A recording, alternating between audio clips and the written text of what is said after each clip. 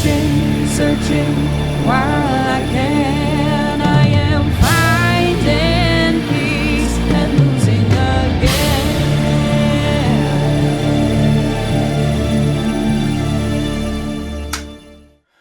What's up, everybody? I'm back. We're all back. We've got another gear video here, and as you can see by the first of all with the time lapse that we just watched, and also by the fact that the audio is a little bit different. We're talking about the hardware. I'm not using any of the close mics or anything like that. I'm not gonna be trying to show you the sound of the hardware at all, so it doesn't really matter. So, to start this off, as always, with a little bit of backstory, it's a Pearl icon rack. That's the base. That's the main support structure of everything that you see here. In fact, the original pieces of this rack is the very first rack that my dad and I bought, and I think that would have been summer of 2012. It was right around the time that racks first started becoming popular, and we walked into Guitar Center one day. My dad, originally my dad was a drummer. He played in drum corps throughout high school, and then he played in some college punk bands basically during his college days, and so he was the one who he was the one who basically brought the idea of playing drums into my head. And originally it was his kit that I started playing on, and he was basically the one in charge of setting the kit up the way he wanted it.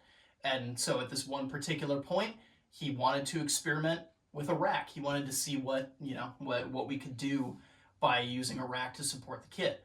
So we went to Guitar Center. We looked at different rack options. I think at that point they had like a Pearl. They had Pearl. They had DW. They might have had PDP. They had a couple different rack choices, but we ultimately settled on the Pearl rack, mainly because it's the bar here is square, and so that means that I can set any one of these clamps on any of the sides here.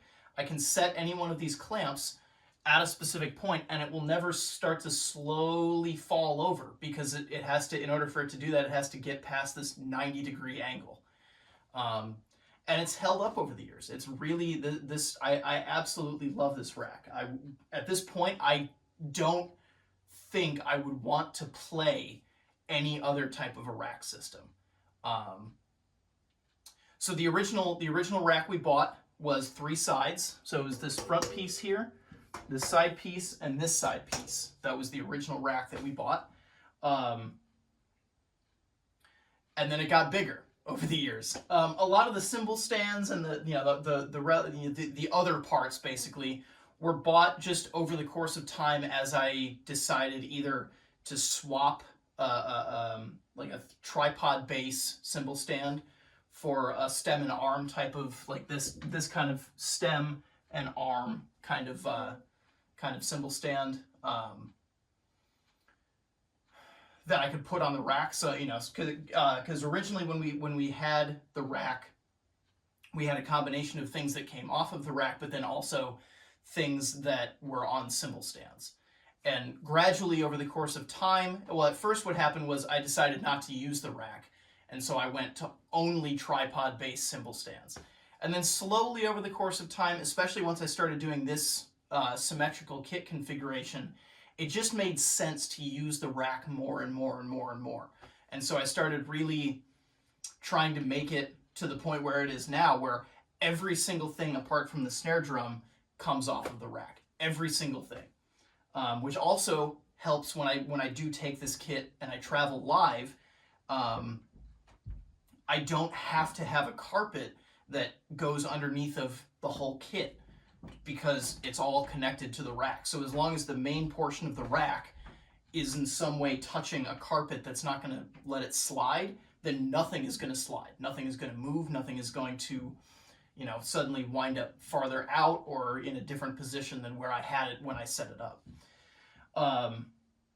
So just to dive into a little bit more specifics, right now on all of the or at least the 3 rack toms and the Mike Mangini snare, I'm using Pearl Optimounts on those 4 drums, and I've got a couple of these L arms in order to hold them up. Obviously, you can see here my cable hi-hats, and now you can actually see the cables. So here's my left foot, but right hand hi-hat. This is the sick hat, and you can see here's the cable. It goes from the pedal up and around and over to here and then down, and then connects to the bottom of this cymbal arm. And the plague hat, right foot but left hand, is the same thing. It actually goes just the opposite way, basically. And here would be the HHX ozone hi-hat, left foot, left hand. You can see this is a much shorter cable. It just goes up and around. You can also see the whole foot pedal arrangement here. Got 3 on my left. I got a left foot bass drum. I got a I've got my sick hat, my HHX ozone hi-hat. Then on the right, I've got the other bass drum. I've got my plague hat, and then I've got foot snare. And you can see now you can see exactly how this is all working.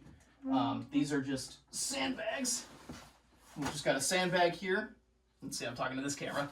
We just got a sandbag right here. You can see this is just a double pedal, but I've taken the footboard off of this double pedal. And then I've got a second sandbag here, which is right in front of the double pedal and sitting on top of the Gahate percussion bracket.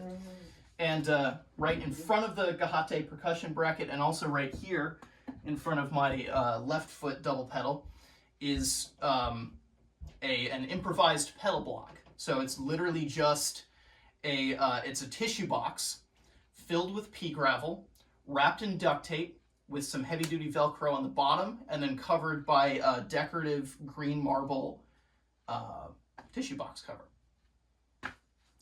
I'm not saying it's efficient. I'm just saying that that's what I wanted, so that's what I built. Other things, these are both LP. I think they're called LP everything racks, and this one right here on my right is I use this for the cowbell. So this is as the manufacturer intended. You can see it clamps onto. This is the shortest pearl stem and arm stand that you could buy. I don't know which camera I'm talking to here, but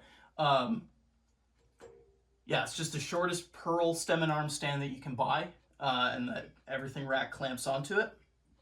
And these little things here, those come with the everything rack. It actually comes with 4 of these, and then 2 for the ends that are kind of fancy. They have this kind of a shape to them, but I don't need those for this setup, so I just leave those off.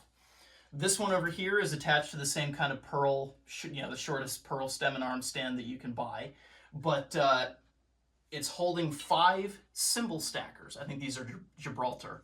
And in order to get the stackers into this rack, I actually had to drill the holes a little bit bigger.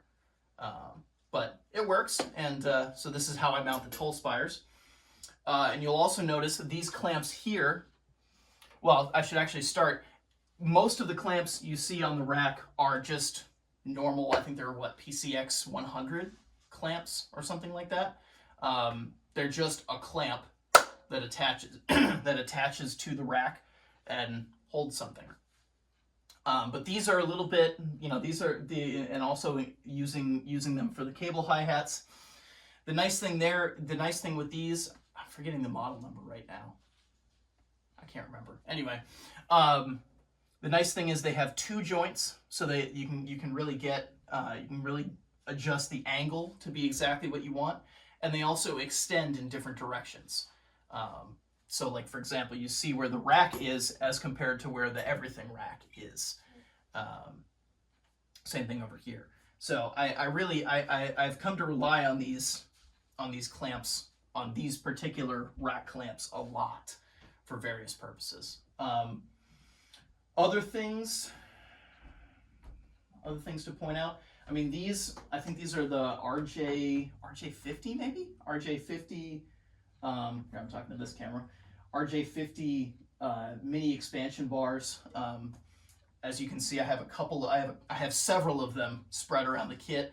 Originally, at one point, I went to a double bass drum setup, but they were smaller. They were two 20-inch bass drums, and this front piece didn't quite reach. So that was when I discovered the expansion bar. And originally at that time, I didn't know about, if you look over here, you'll see this kind of, it's just a little connector. I didn't know that they made that. Either that or they didn't make it. I don't remember which. But so this piece right here is the same thing. It's just a short little pipe, maybe 6 inches, maybe 8 inches long. And it actually came from Ace Hardware. It's just it's some fencing component. I forget exactly what, but it's meant for fencing. It might be a fencing connect anyway. It happened to be the right diameter, so I'm using that right there. But then I have an actual pearl-made one right here. Obviously, you can see I still have the Rototoms here on the kit. The way I'm mounting these is I have 2 clamps. Because, all right, so when I first decided to put these back on the kit for the Rush cover videos, I started by just putting a clamp here and seeing how high they could go just off of the mount that they're manufactured to have. First of all, they weren't high enough because they were touching the cowbells and the toll spires, but also they were too far out. And I didn't feel like trying to be Superman every time I wanted to play the Rototoms. So I needed to get them higher up, and I needed to get them closer in. Long story short. So I decided to, I had basically some spare parts. This is just a tube that Pearl sells. It comes in the they make, if you search Pearl icon rack, you'll find it's basically, I think it's called a movable T-leg. That's what it is. When you buy the movable T-leg, it's kind of like a leg for the rack, but it's shorter, and it has this little extension piece that comes out of it. So I had the extension piece, and then I clamped that onto this is actually a DW. This is part of what you get when you buy a DW cable hi-hat.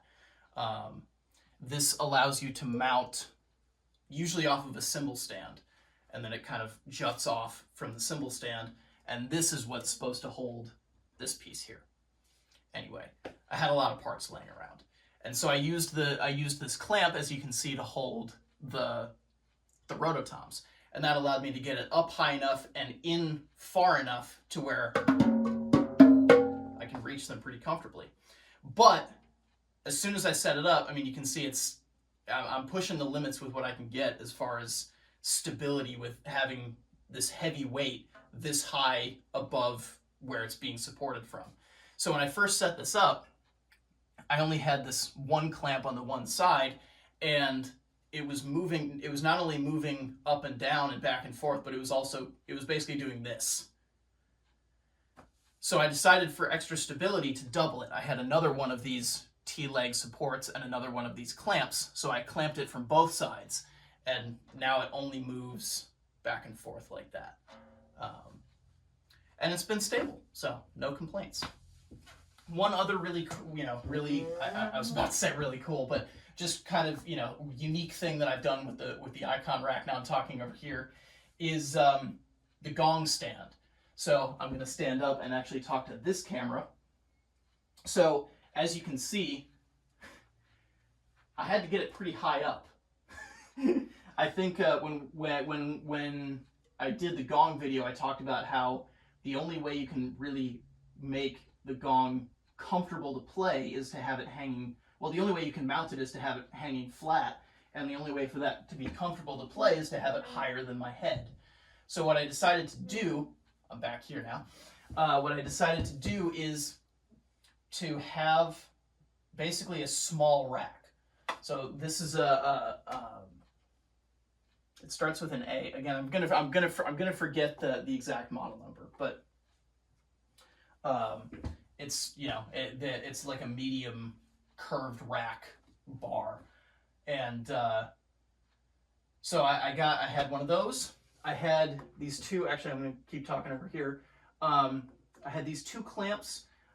Again, I'm gonna forget the model number, but it basically, you can see it clamps. It's got one square side to the clamp, and one side that's round, and it's big enough to clamp onto a rack leg.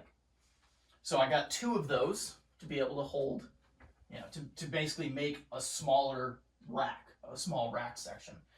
And then it's connected to the main rack, as you can see down here. You can it's connected by another mini expansion bar. And so the gong itself is integrated into the whole rack, which is why even though it's that far off the ground, it's still very, very stable. Now these are just I think they're 1030 boom stands, 1030 boom stands, and they're basically just, I mean, they're in the rack leg, courtesy of the something clamp. I'm sorry, I can't remember more of the actual model numbers, but basically the pipe leg clamp, and they're just up as high as they'll go, basically, and in as far as they'll go, and that allows me to mount the gong. So the gong actually sits, the cord for the gong actually sits where you would normally put a cymbal, and then it hangs down from there. So yeah, that's you know, a short overview. Like I said, a lot of the pretty much the rest of the stuff just is out of necessity. You know, it's pretty much just things that I've collected over the years that made sense to put in whenever I needed a new piece, basically.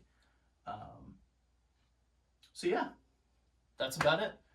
And I don't think there's anything left really to talk about on this Keystone kit.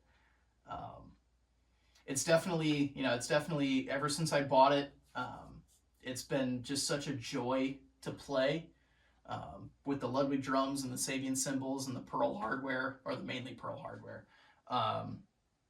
It's such a joy to play.